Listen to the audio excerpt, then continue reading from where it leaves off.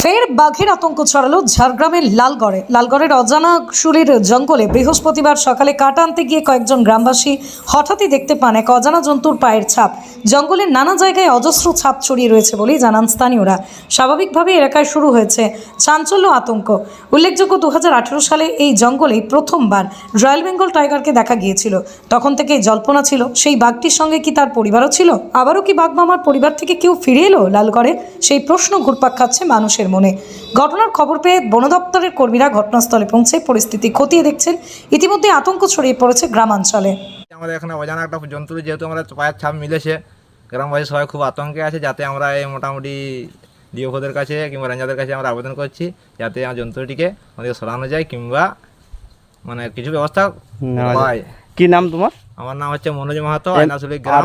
হাতি তো মনে হচ্ছে প্রায় প্রতিদিনই আসে। হাতি প্রত্যেকদিনই হাতি, আমাদের 12 মাসে হাতি। এই আজ মানে কালকে রাত্রে একটু আমরা নিরাপদে ছিলাম হাতির দিক থেকে, দিয়ে বাকি প্রতিদিনই আমাদের হাতি।